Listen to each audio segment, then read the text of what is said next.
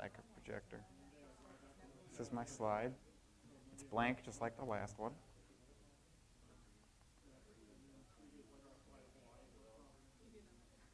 Yeah.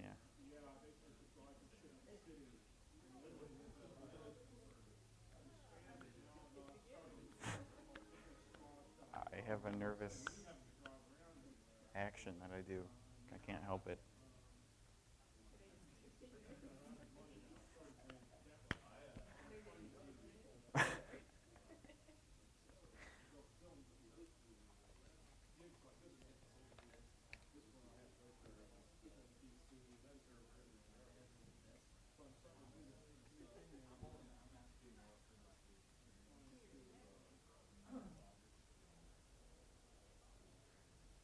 All right.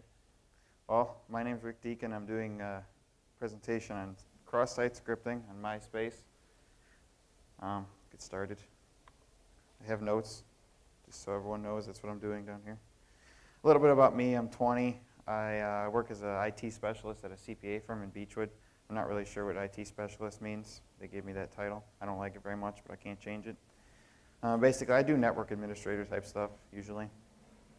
I'm also a part-time student at Lorraine County Community College and University of Akron, studying for a bachelor's in networking through University of Akron. I have personal experience in IT for 7 years and security for about 4. I had an article published in 2600 magazine relating pretty much to the same thing that I'm doing a presentation on, although it's a little bit different. Other things I do, work on my car. I'm into music and whatnot. But this is an overview, basically what I'm going to be talking about.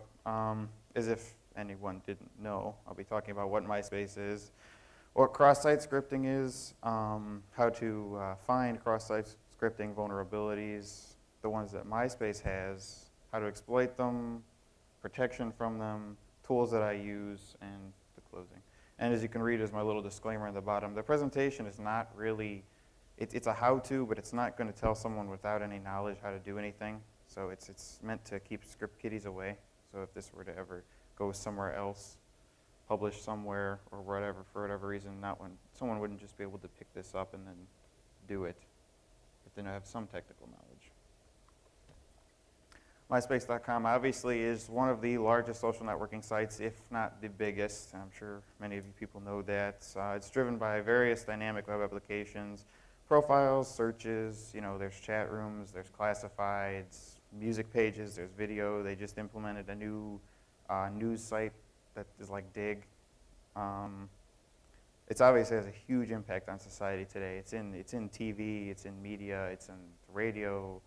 I mean, I was just talking to my girlfriend the other day, and we were talking about how everybody knows everybody because MySpace just opened up a whole new world of being able to talk to whoever you want to from wherever.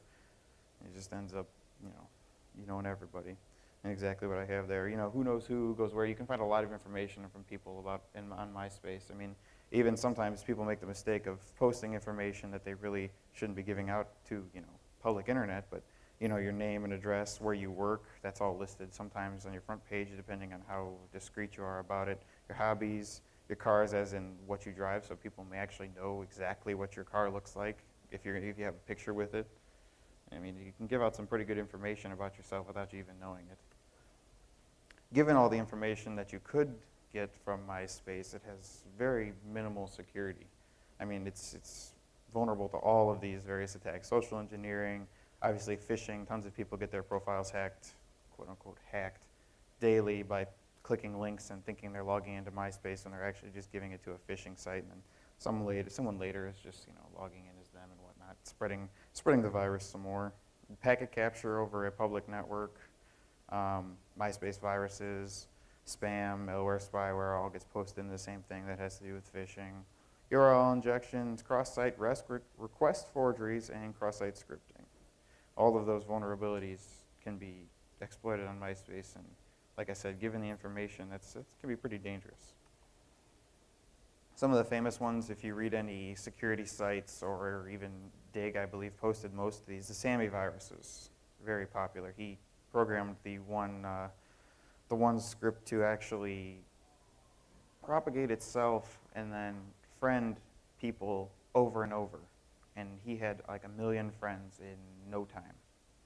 And they didn't have to accept it either. He would just get all these friends. That was big, and that was on a lot of news sites over the time. It used cross-site scripting as well, but a lot more scripting that's involved, and a lot more involved than what I'm going to be talking about. QuickTime virus wasn't too long ago.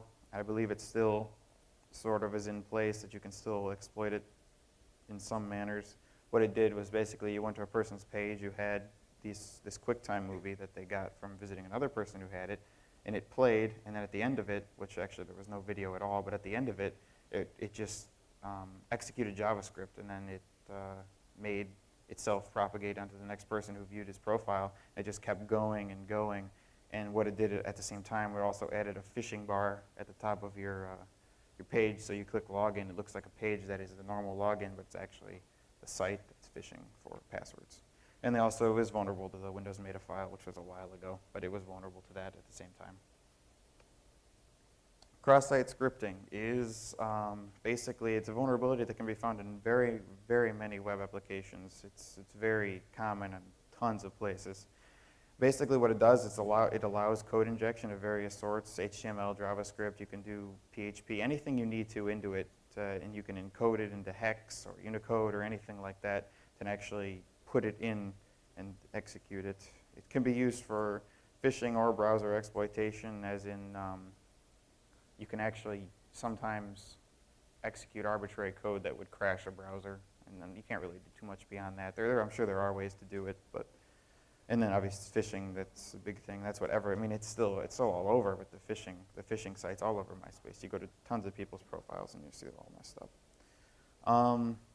One of the bigger things it's used for is session hijacking and cookie stealing, which what you do is steal the cookie using cross-site scripted link that's encoded. We'll talk about that later because that's basically what the presentation is about.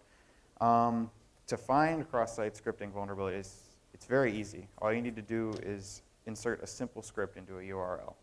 It really is simple, and I'll talk about that now. Here's how to do it, basically. How to embed, this one is embedding JavaScript into a hyperlink. As you can see, the hyperlink is it's using trustedsite.org search application. That's just obviously just the site I came up with. And you enter under the criteria, you would tell it to run script alert XSS, which would open, it would come up, an alert would pop up as soon as you click the link that said XSS. And that would mean that it's vulnerable because you just put basic JavaScript into the URL. And LOL interwebs is the actual name of the link that would come up instead of actually seeing anything funny that would look weird. And like it says, you will see a warning box if it's successful. And then you know right away that it's susceptible to cross-site scripting, which I'm now going to refer to as XSS because it's quicker. Same link structure can be used to display cookie information, which means instead of putting that script or the alert, you could just tell it to alert document.cookie, and it would actually just pop up your cookie. You'd see it right there. You could redirect to a malicious script if you had it on your own web server. You could have it redirect to a JavaScript that you have just sitting anywhere, and it would run it because it doesn't know the difference at that point. And there's a lot of other ways, that things you can do with it as well that I'll talk about. If you're not familiar with cross-site scripting, I'm not going to be talking a whole lot more about what it is or how to do it. Well, I will be talking about how to do it on MySpace, but other than that, if you don't have a lot of information on it, you can just go to the Wikipedia page that I have at the bottom of this slide here, or you can just search Google. There's a ton of pages with cross-site scripting just defined all over the place. Here, we talk about MySpace and cross-site scripting. MySpace uses cookies, and they're not tasty. They're just cookies that I'm sure you guys are all aware of. They're just stored in the computer.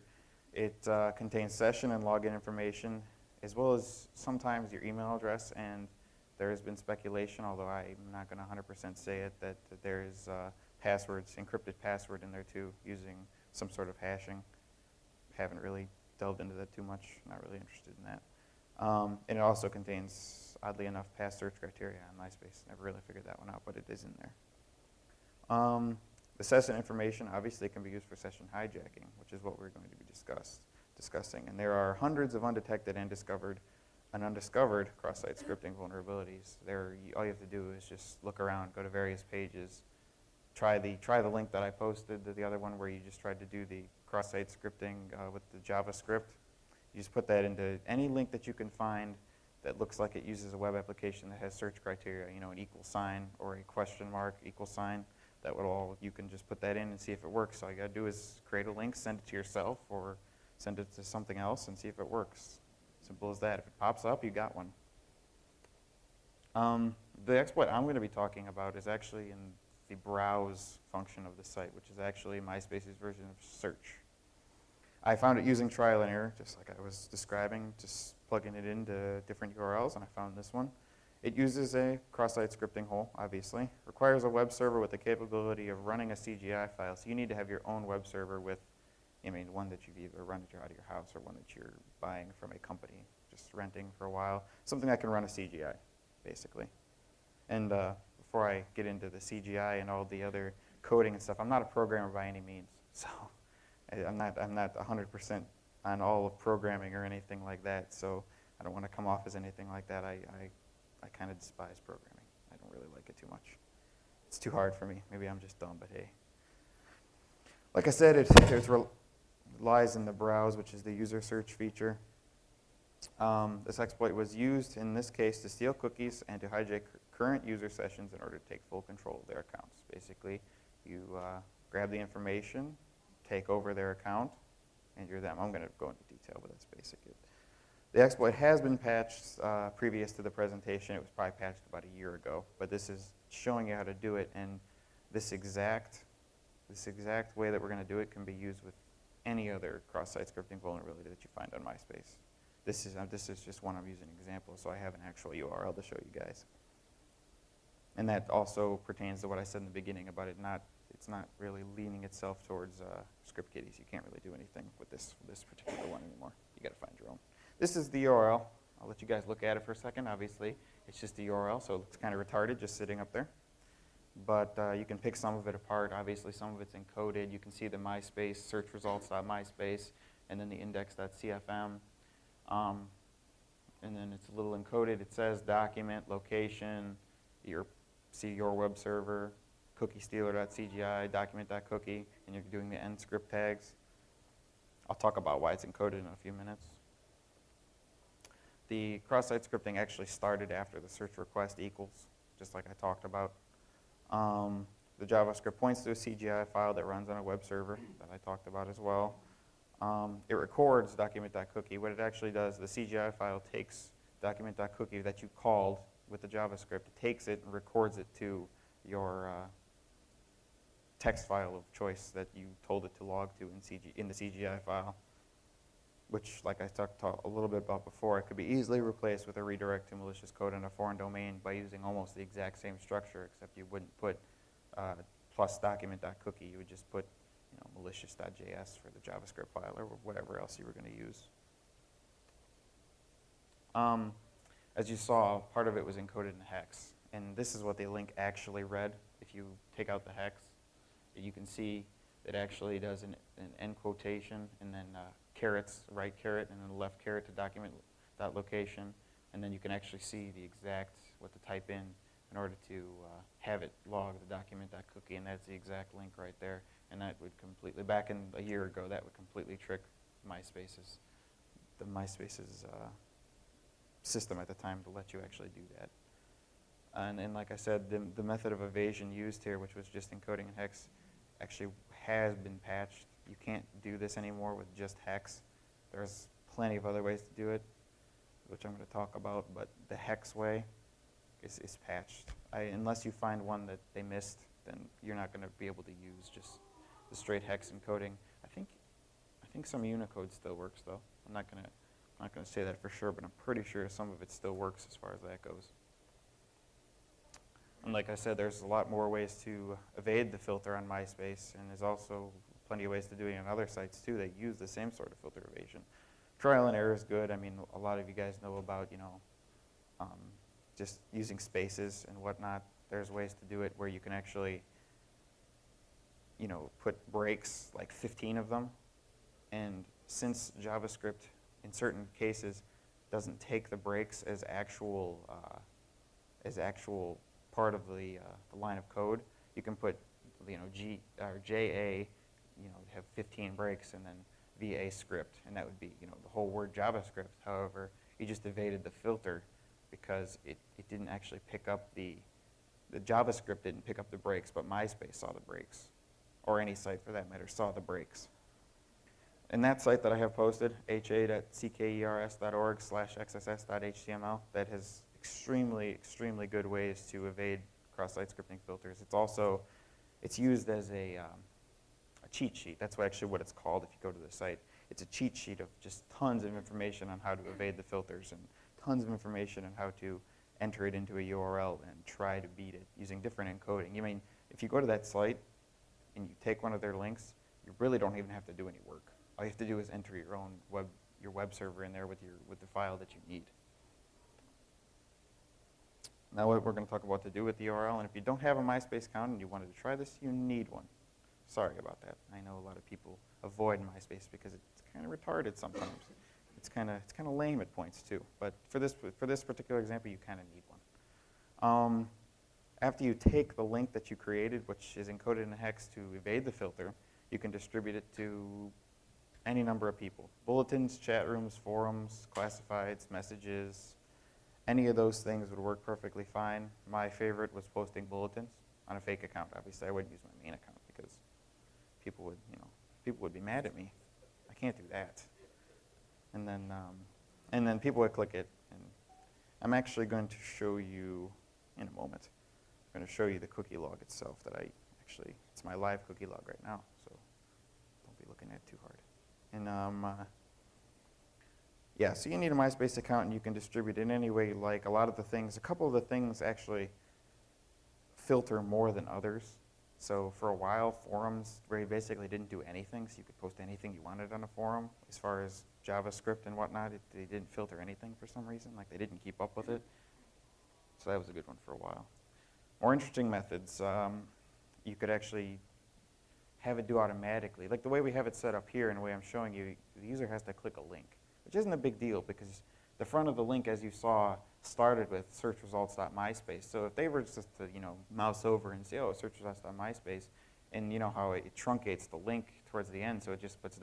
You don't actually see the cross-site scripting in the link itself, so it looks normal to most people. Most people would click it without even thinking about it because they see, search.myspace, it doesn't look bad, it looks fine to me, so then you would click it. But there's actually other ways to embed various things into your page or anywhere that would just automatically do it. They won't even need to click anything.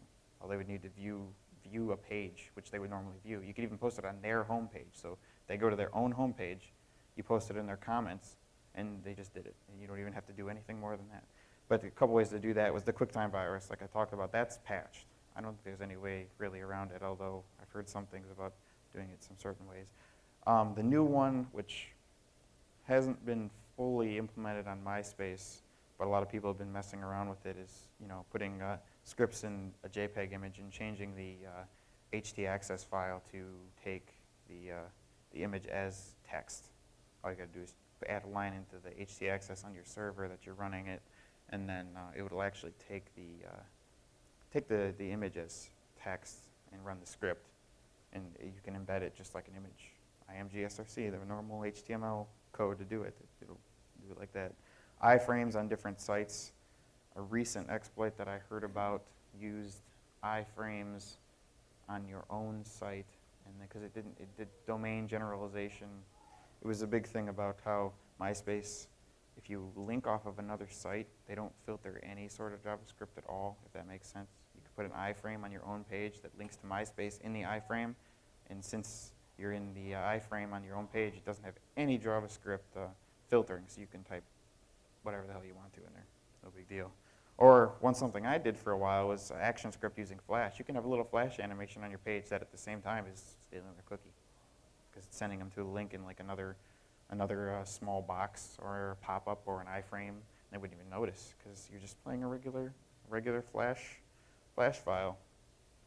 Many of the methods, like I said, have been used, reported, and patched. A lot of these have been patched. MySpace is pretty strict about iframes right now, so you can't really do too much with them. Unless, like I talked about, you do it on your own domain. It's another whole presentation. You could talk about that for half an hour. There are a ton of methods that are yet to be discovered. Anything that you can think about that you can run a script and may not be filtered, you do it. Whether it be, maybe a Windows Media file or some other sort of QuickTime type virus, some other sort of flash, because, MySpace is trying to cut away with, a lot of you probably know the code to just using HTML to embed SRC, embed source, and they filter that. But there's other ways to do it. And if you can do that, then you can still probably use the flash method. Okay, once you've logged a cookie after someone's clicked it, you're going to see that. That's the cookie. Looks like nothing right now. I'm actually going to show you. My desktop not popping up. There's my cookie log right now. This is actually, I just pulled it off my server before you guys walked in the room. Since I saved it as a text file, it has no formatting, and it goes forever. But you can see, if you let's see, what am I seeing here? Let's see if I can pick anything out right away. There's email addresses in here, so you can go tell the person who clicked my link, hey, you're retarded, you clicked this kid's link. There's something that says Rafflecopter. Not sure why it's there, but Rafflecopter's in there. Maybe that was the link. Oh, this is my buddy Brian's page. He clicked my link. Let's see. Yeah, but this basically, obviously this looks like complete crap. You're not going to be able to pull anything interesting out of this at the moment. I'll tell you in a minute what you need. There's an email address. Don't know who that is, but they clicked it. Or they clicked it to someone else. Oh, rolling fungi. Oh, there you go. I don't get that either. But hey, you know what? All right, back to this. All right, so you have this. Once you log the cookie, you get that. You go into your log, which is probably stored in the same file that I've stored in the same folder as you stored your CGI file in. That's where it is for me anyway. This is the portion that we want, though. My user info. It usually ends with a semicolon.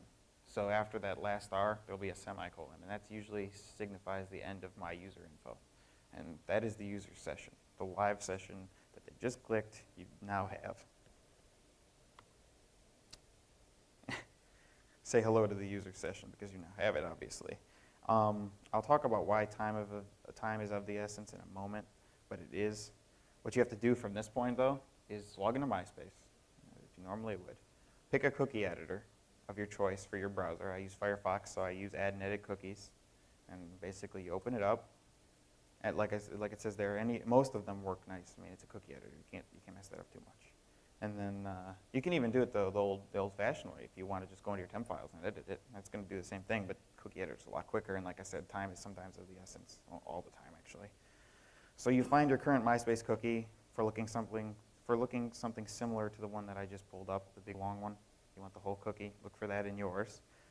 So take the person's my user info, copy paste it, go to your cookie, find your my user info, paste over it, save the cookie, and refresh your browser. And then you are now the person. You're on their home page and you are them. There's anything else. And like it says there, you're now logged in, and to confirm, look at the top of the screen, make sure it says welcome. And a name that is probably really lame and involves some bad music, because that's what a lot of people have on MySpace as their display names. Or, like my black heart soul in August, or something retarded like that. Just look for something lame. That isn't yours, obviously. And rejoice, because you did it. You're done. You are now them. Do anything you want to. Like it says, one thing you can do, there's a number of things you can actually do once you're logged in. You can distribute your link. You can start taking the same link you sent to that person and post a bulletin on their page. Send the link to all their friends. And then you can fish for passwords if you're really lame. I don't do that, though, because it's stupid. I'd much rather just do it the hard way. Come on. You could ruin relationships, too. A lot of people have friends that they really like, or girlfriends or whatnot, boyfriends, whatnot on MySpace. If you get on their MySpace, you could send bad messages to people and ruin some relationships. I wouldn't recommend that. Other friendly hijinks, you go on your friend's page and post porn. Other things, goatsy, right at the main page. Right huge, just blow it up, no big deal. And you can also do anything that the person who normally authenticated do. Besides, you can't change your password because you don't know it. That's the only thing you can't really do. You don't know the password. All you did was copy paste the cookie. So you can't do that. But anything you normally could do, no big deal. And like it says there, from here on out, it's all you. Whatever you do with the information I just gave you and whatnot, that's all what you do and whatever you feel like doing with it. Limitations of this, like I said, time is of the essence. The session only lasts until the user actually clicks the logout button. If they click your link and they're somewhat computer savvy and they notice, oh wow, I just got redirected to some page and nothing's going on, then they might, close their browser instead of hitting back. If they close their browser, that automatically logs you out of MySpace, unless you have some sort of automatic thing or you have downloads open or something. So it only lasts until they log out. So you need to actually do it before they log out. There may be a way to set the cookie to never expire. So I mean, that also is the case if you have this cookie, you copy paste it into your browser, you're now them, and if they log out and you log out, it's gone. Not going to help you. But there may be a way to actually set it to never expire. I've never actually got it to work, but I've heard of people that have. So I'm sure there's a way to do it. If you're more savvy than me, maybe you can do it. Another limitation is if the person does notice something's wrong, say you go to their page and post goatee, they're going to know who did it probably because they just clicked the link, something weird happened, and now they have goatee. So, they might figure out whose link they clicked and that it was you and not be happy with you. And you may hurt your friend's feelings. There's a little sad face to make sure that you know that that's a bad thing. You don't want to do that. This month actually was the unofficial month of MySpace bugs. I don't know if any of you saw that. Because of such, all the decent zero-day exploits were overrun by script kiddies, and MySpace fixed them all. So I had nothing good to show you guys that I could actually demonstrate. So sorry about that. Everything good was ruined. I'm not a big fan of month of MySpace bugs. No offense to anybody who's friends with them or knows them or is trying to help out. No offense. What they're doing is they're kind of lame about it. So sad face again. That's a bad thing. Dangers of XSS, I mean, there are a lot, but I'm going to go through a couple. The vulnerabilities on sites are found daily, like to any site you can imagine that uses dynamic web applications. Usually big sites, no one really cares about small sites, but if you go to any given security site, I use Packet Storm Security, Millworm sometimes has them, Slackers.org has them. That's like a site for web application security and whatnot. Often cross-site scripting is overlooked and considered not critical because they're so prevalent that people think, they're all over the place. Why is someone going to pick mine? You know what I mean? Sites like that. And because of that, and because of laziness or money or whatever other reason, they're not patched or fixed for long periods of time. MySpace obviously does it, but they have so many that they can't keep up with it. But they do it because, I mean, it's like multi-millions of users. So they do it because, they try to make people happy, which doesn't really make any sense because it's free, but whatever. It could lead to leaking personal information, like I talked about a little bit. It could lead to, this isn't on MySpace, obviously. You don't enter your credit card on MySpace. I'm talking about just in general. It could leak into personal information, credit card fraud, identity theft, or worse. I'm not sure exactly why I put worse because I can't think of anything worse that you could do unless they stalk and kill you with your personal information. But that's about the worst it can get. But either way, you don't want to get your credit card stolen or identity theft or all that junk anyway. A lot of corporate websites, banks, etc., schools have tons of these vulnerabilities all over them. So if the site uses cookies and you have found a cross-site scripting vulnerability, you can exploit it just like you would have, like I just showed you how to do on MySpace. Same thing.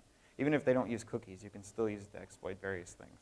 You could still send it to redirect to someone and have them type in. If it has a cross-site scripting, you could set up your own fake phishing page on a bank, which is a lot more profitable, I would imagine, than the phishing page on MySpace, because you can do a lot more with the credit card numbers.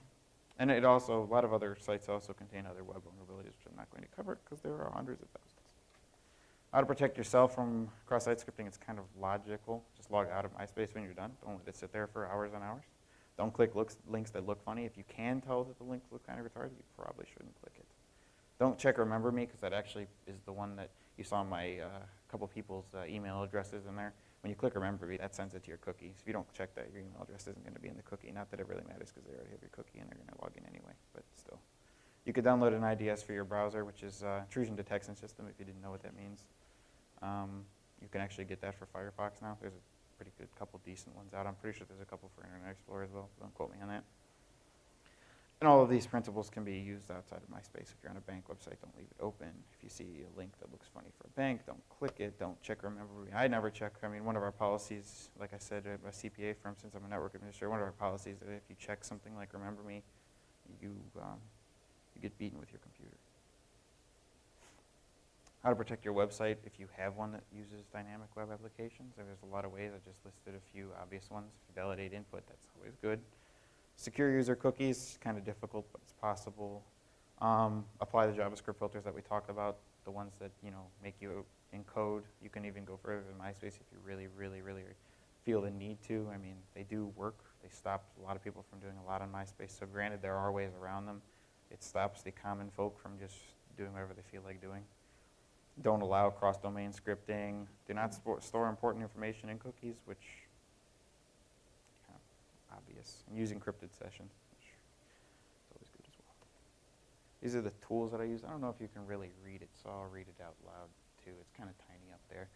Since I use Firefox, these are good extensions that I use. Tamper Data, which is actually, it edits and views HTTP requests, which is very helpful if you are into web security. Add and edit cookies I already spoke about, which is what I use to edit the Firefox cookies. There, and it's very easy to use. It lists them, and it lists the domains on the left, and if you click them, it shows exactly on the right. It's really easy to copy paste into that. In that one, I like it. Firebug, which I recently discovered not too long ago, is awesome. It actually lets you debug and modify web code as you're sitting there looking at it. So although it's not really related to this particular presentation, if you know what SQL injection is, it's great for it because say there's a, the input isn't validated beyond just a simple script sitting on the page, like a bank for say, just as an example. If you know it's not validated after it's sent and there's just an application that says make sure no one types in nothing or 0 or 1 or whatever, any sort of JavaScript that they actually have sitting on the page, you can actually just take that out. Just while it's sitting there. And it'll still use all the server, all the configurations if it was still on the internet. It obviously will only be, it won't be actually put on their website, that's obvious, but it'll be locally for you, so you just took out the filtering without even doing anything. You don't have to save and edit anything. It does it right there. And it's really easy to use, and I like it. I would recommend anyone, if you're not going to do anything else with this, just take a look at that, because it's really neat. And then the Firekeeper is the IDS I was talking about. I haven't used that too much, but intrusion detection system, so it'll tell you when you're about to do something stupid. Hackbar helps find SQL injection and cross-site scripting holes. It's not point-click. Here's the exploit. Have fun, but it does help out a lot. It's not. It definitely isn't for script kiddies. You need to know what you're doing before you use it. But switch proxy. It's kind of obvious. It helps you switch proxies. Keep anonymous information or keep you anonymous while you're browsing or doing whatever you may be doing. Tor button, which is used with Tor and Vidalia, which is a peer-to-peer proxy. Basically, it takes a bunch of people run the same program, and it bounces the information all over the internet. So you're as anonymous as you could be with it. And that button in Firefox enables it and disables it really quickly, so you don't actually have to do anything else. Peros is a web vulnerability scanning proxy, which you just run it, and then you go into your proxy settings, change your proxy settings to run off of localhost. It'll go through this Peros, and it brings up, it can spider all these sites. It can spider, which is just going through all the directories, finding every file it can possibly find.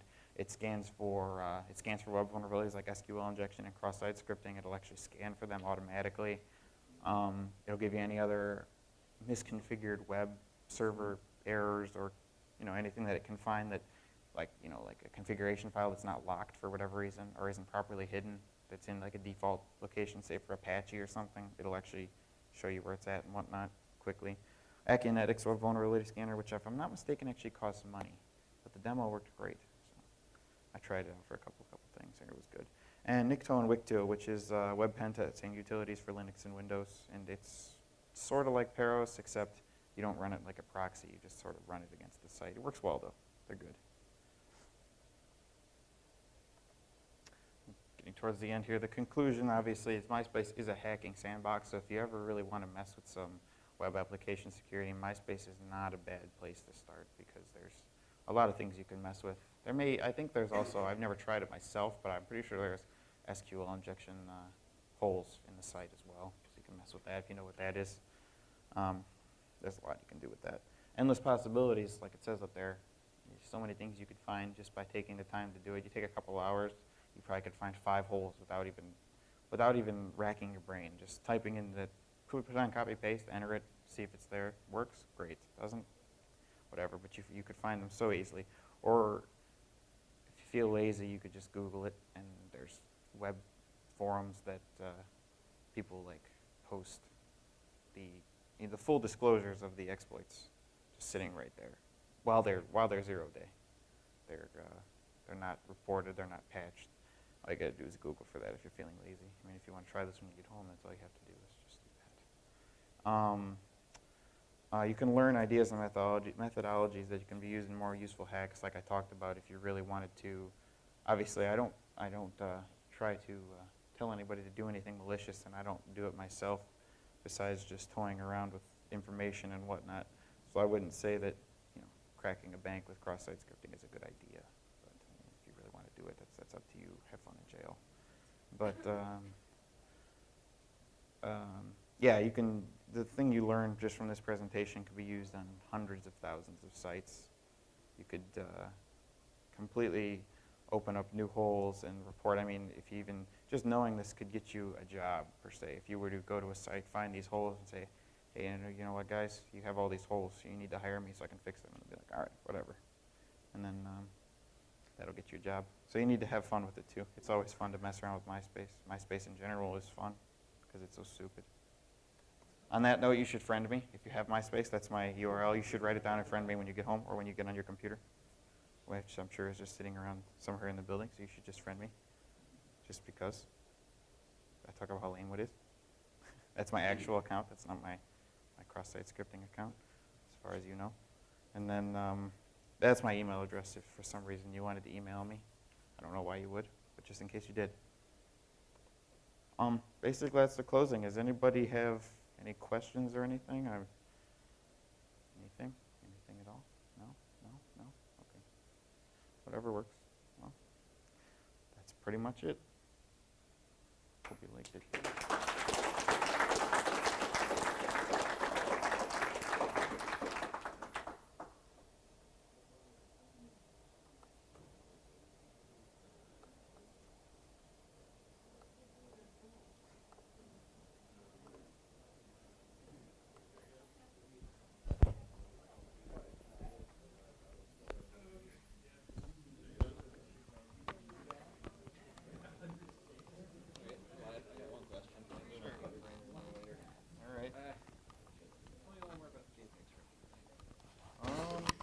Missing sign packs?